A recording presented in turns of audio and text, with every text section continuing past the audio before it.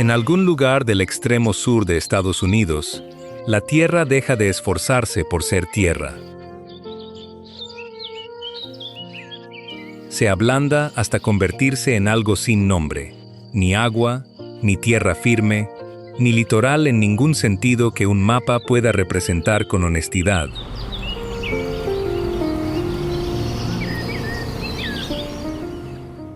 Apenas una membrana que respira y cambia entre lo que existe y lo que está desapareciendo.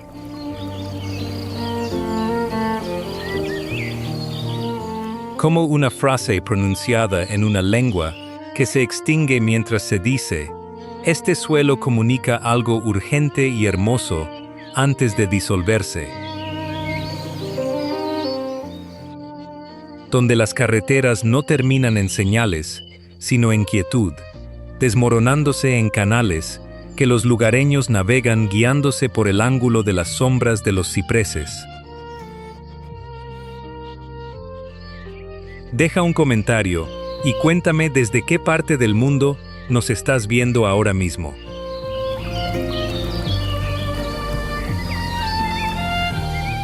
La parroquia de Lafourche, la carretera que flota.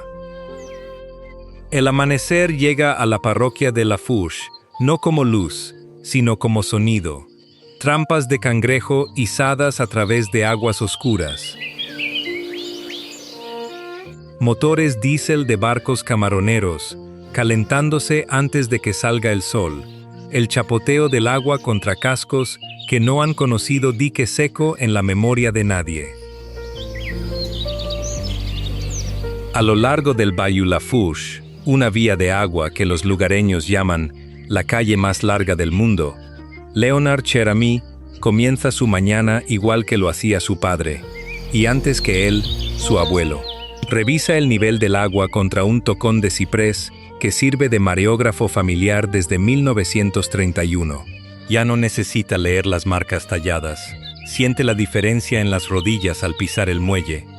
Sabe por la inclinación de su barco si la lluvia de ayer empujó la salinidad hacia el norte o hacia el sur.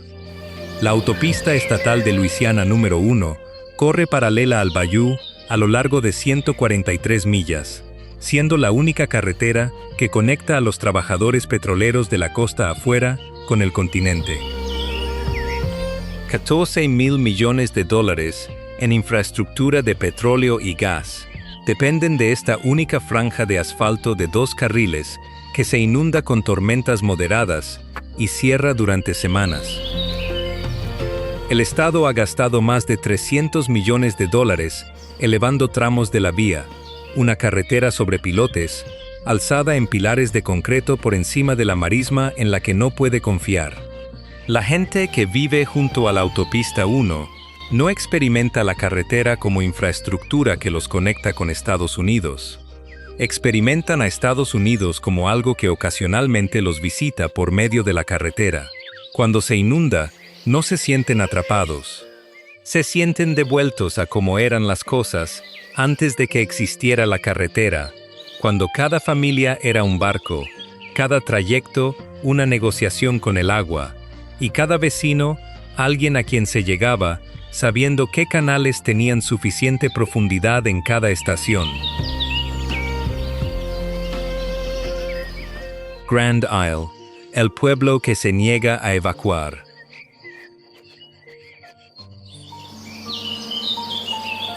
La luz en Grand Isle llega sesgada y manchada de sal, filtrada a través de un aire que los fotógrafos llaman el resplandor del Golfo.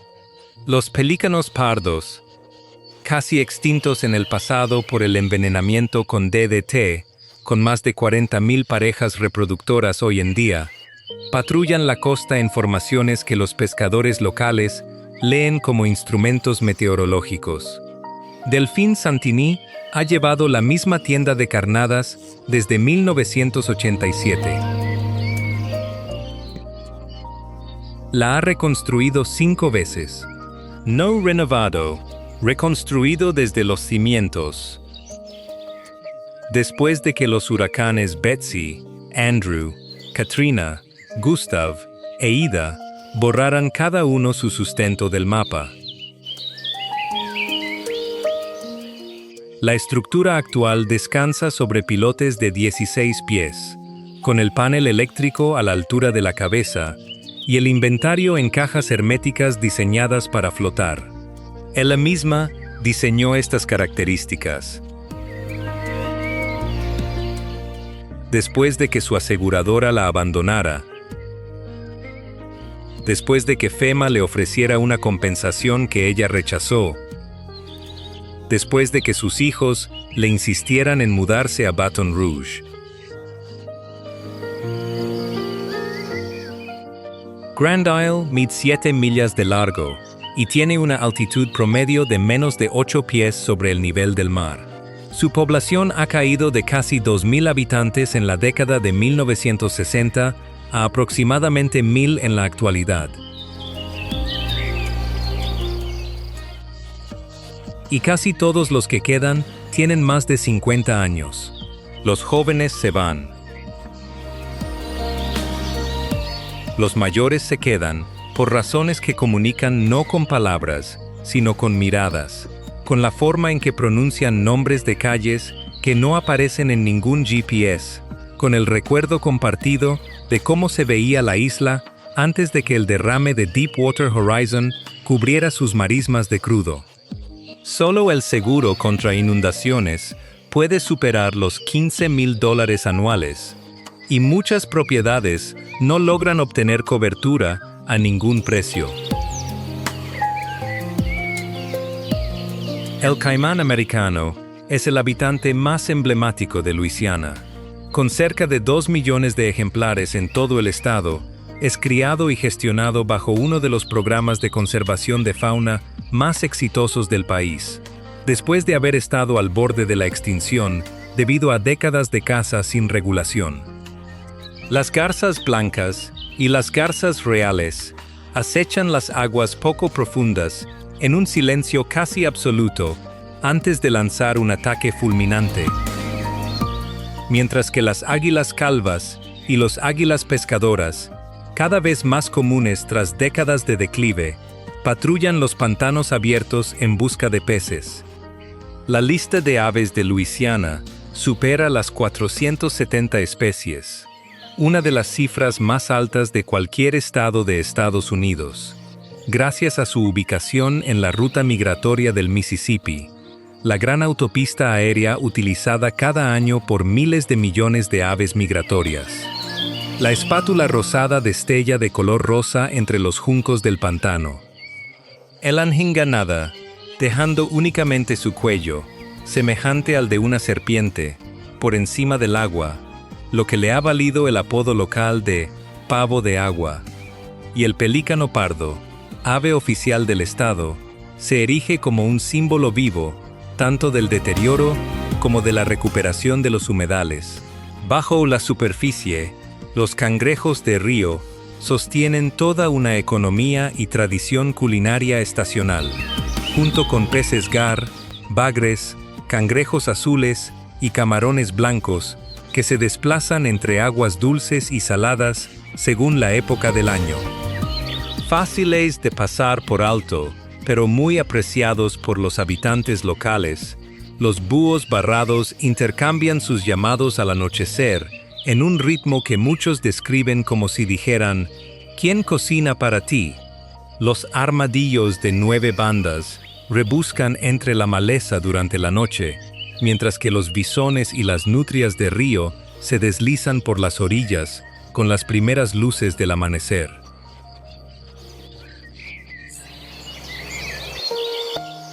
El pantano de Henderson, el sótano de los $1,000 millones. El mediodía en el pantano de Henderson significa sombra. El dosel de cipreses y túpelos filtra el sol en una media luz verdosa, y la temperatura baja 10 grados en el instante en que el bote entra en la línea de árboles. El agua se mueve tan lentamente que parece quieta, interrumpida solo por los ojos pacientes de los caimanes, que han aprendido que los motores de lancha significan turistas, y los turistas a veces significan comida. Renee Daigle ha llevado trampas de cangrejo de río aquí durante 43 años, Su padre las llevó antes que él. Ahora su hijo ayuda, aunque el hijo también trabaja los fines de semana en un centro de distribución de Amazon en Lafayette, cubriéndose las apuestas de una manera que René comprende y prefiere no discutir. La cosecha familiar ha caído casi un 40% desde la década de 1990. Años de sequía, especies invasoras, cangrejos de río, criados en China, acaparando el mercado más económico. Lo que queda es un producto premium que alcanza precios 3 veces más altos que las alternativas de criadero, vendido a restaurantes de Nueva Orleans, que los presentan como ingredientes de lujo a turistas que jamás se imaginaron este pantano. El pantano de Henderson se encuentra dentro de la cuenca del Atchafalaya, el pantano fluvial más grande de Estados Unidos. Más de 1 millón de acres de humedales que contienen, según estimaciones, el 40% de la marisma costera que le queda a Luisiana. El cuerpo de ingenieros mantiene esclusas y diques que impiden que el Mississippi se desvíe a través de esta cuenca. Un proceso geológico que ocurriría naturalmente cada 1000 años y que, de permitirse, convertiría a Nueva Orleans en un rincón costero apartado. Impedirlo cuesta cientos de millones de dólares al año.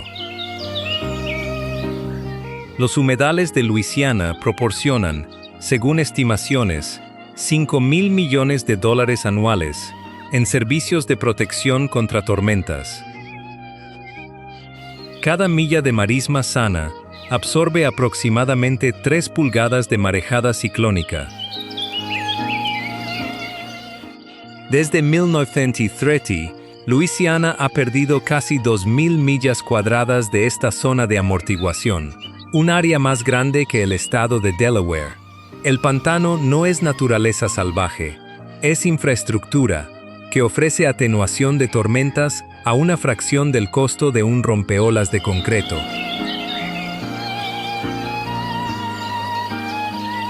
Breaux Bridge, los últimos hablantes nativos. La luz de la mañana en Breaux Bridge tiene esa calidad ambarina de los pueblos construidos sobre ríos lentos. El Bayou Teche atrapa el sol temprano y lo devuelve en destellos sobre fachadas del siglo XIX. El aire huele a café de achicoria, a algo friéndose en manteca, al aroma verde del jacinto de agua que asfixia el bayou río arriba, a pesar de todos los esfuerzos por erradicarlo.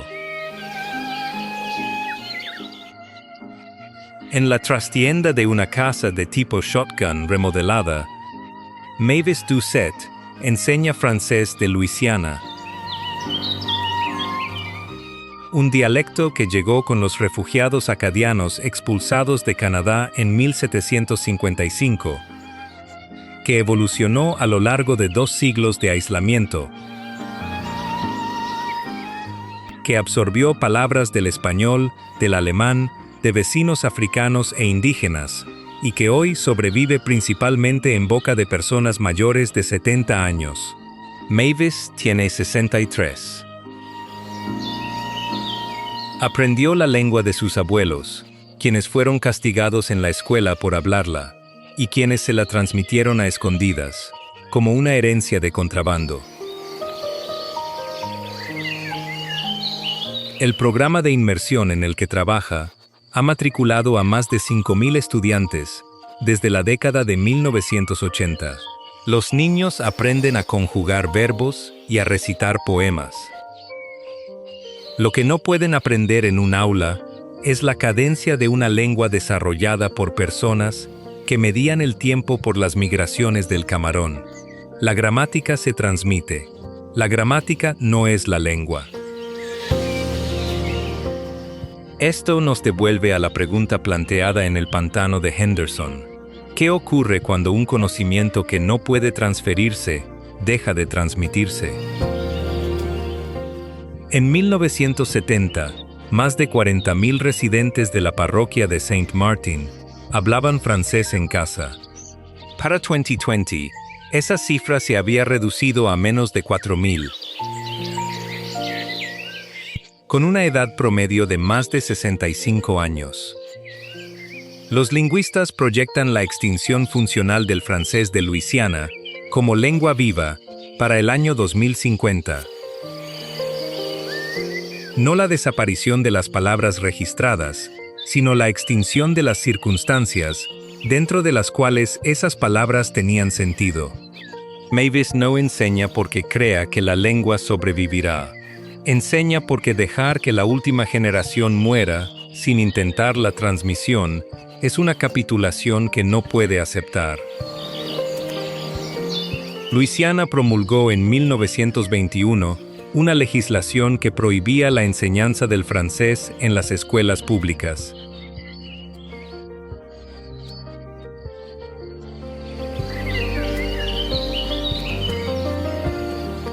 El atardecer en Cocodrie se extiende casi 2 horas, con el golfo desplegándose plano en todas direcciones, negándose a soltar la luz.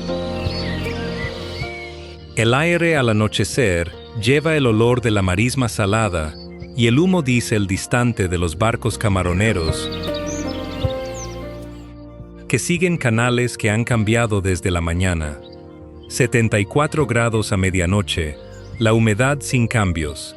El tipo de aire que hace que dormir se sienta como sumergirse. La Estación de Investigación del Consorcio Marino de Universidades de Luisiana, ubicada aquí, funciona a la vez como laboratorio y como demostración del argumento central de este recorrido. Los científicos estudian el fenómeno que amenaza con devorar su propio lugar de trabajo. La pérdida de tierra costera, la intrusión de agua salada, el ahogamiento de un ecosistema que se extendía 60 millas más adentro del Golfo, dentro de la memoria de los vivos. La estación descansa sobre pilotes diseñados para resistir impactos de categoría 3. Los investigadores han evacuado antes de cada gran tormenta desde 1979, regresando después para medir lo que el agua se llevó.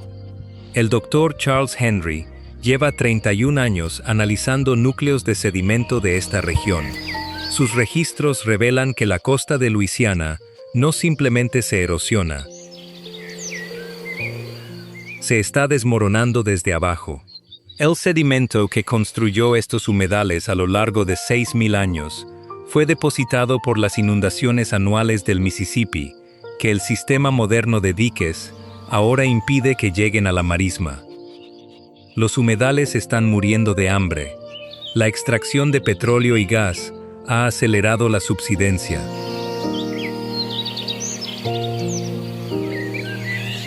Nueva Orleans, la ciudad que construyó el pantano. El atardecer se instala sobre Nueva Orleans como una relajación física. El calor afloja su presión. Los robles vivos proyectan sombras largas sobre calles que están, en promedio, 6 pies por debajo del nivel del mar, y el aire adquiere ahora movimiento, cargando sedimento del río, cocinas de restaurantes y algo floral difícil de identificar. Los músicos calientan en los porches con balcones. Los ensayos de las bandas de Second Line se oyen a 4 cuadras de distancia, a cielo abierto. Este es un lugar que ha pasado 300 años discutiendo contra todo argumento racional en contra de su propia existencia, y ganando cada asalto hasta ahora. El sistema de protección contra huracanes que rodea la ciudad costó más de $14,000 millones tras el Katrina. Diques, muros contra inundaciones y bombas certificadas para resistir una tormenta con una probabilidad anual del 1%. Esa formulación contiene un reconocimiento honesto. El sistema eventualmente será superado. No promete seguridad. Documenta un nivel de riesgo aceptable elegido de antemano. Ese perímetro solo aborda la marejada que llega desde afuera. No aborda la tierra que se hunde a media pulgada por año en los barrios vulnerables. No aborda la zona de amortiguación de humedales, que se ha reducido de 60 millas de atenuación de tormentas a aproximadamente 30 dentro de la memoria de los vivos. No aborda el río Mississippi, mantenido en su curso actual por la estructura de control del Old River. Una instalación envejecida que el cuerpo de ingenieros clasifica entre las infraestructuras más críticas de la nación. Si falla, el Mississippi completa su desvío natural hacia la cuenca de la Chafalaya, y Nueva Orleans se convierte en lo que era antes de que la ambición colonial francesa impusiera un orden distinto sobre el paisaje. Nada de esto está oculto. Circula en documentos de planificación y en la cobertura periodística que los residentes absorben con un distanciamiento calibrado, reconociendo las cifras sin permitir que reestructuren sus decisiones inmediatas. Las presiones inmediatas, el alquiler, el empleo, el arraigo de un lugar que produce una pertenencia que ninguna otra ciudad estadounidense ha logrado replicar, superan de manera constante a las probabilidades a largo plazo. Esto no es negación, es triaje.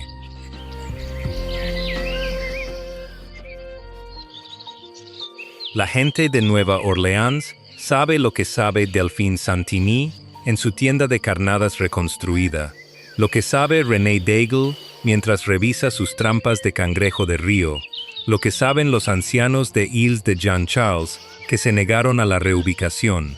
La permanencia nunca ha sido un rasgo de la geografía. La pregunta que plantea un lugar no es si el suelo será estable indefinidamente. La pregunta es si este suelo en particular, Pointe-au-Fer, el último acre. La última luz en la isla de Pointe-au-Fer llega sin interrupción, sin árboles, sin estructuras, sin ningún rasgo que se eleve por encima de la línea donde la marisma se encuentra con el cielo. El golfo retiene su calor y lo libera lentamente en el aire del atardecer. El motor de un barco a 3 millas de distancia llega con nitidez, mientras que los pasos sobre la superficie de conchas y barro casi no producen sonido alguno, como si el suelo hubiera perdido el interés en anunciar lo que lo cruza. Pointe-au-Fer fue un lugar donde la gente vivía. Los campamentos de pesca ocupaban su interior elevado. Las familias llegaban cada temporada a cosechar ostras y camarón, regresando al continente solo cuando el clima lo exigía. El censo de 1940 registró 73 residentes. El censo de 2020 no registró ninguno. La isla no se vació porque la gente eligiera irse. Se vació porque la isla se fue, acre a acre, temporada a temporada, hasta que la superficie restante no pudo sostener nada más permanente que el recuerdo. Aquí es donde llega el argumento completo. A lo largo de esta costa, incrustada en la práctica de personas que construyen sobre un terreno que se hunde, que hablan lenguas que se contraen, que reconstruyen lo que las tormentas se llevan, con la eficiencia de quienes siempre han entendido que lo importante es construir, no la permanencia de lo construido, existe una palabra, slash. Su traducción de diccionario del francés de Luisiana es simplemente soltar o dejar ir. Esa traducción es exacta y del todo insuficiente. En el uso real, a lo largo de los bayous y las islas de barrera que este recorrido ha atravesado, Lash nombra la acción que se realiza con una trampa de cangrejo cuando la marea corre mal, con la amarra de un muelle, cuando la marejada llega más rápido de lo que cualquier atadura puede resistir, con una casa, cuando mantenerla cuesta más de lo que vale.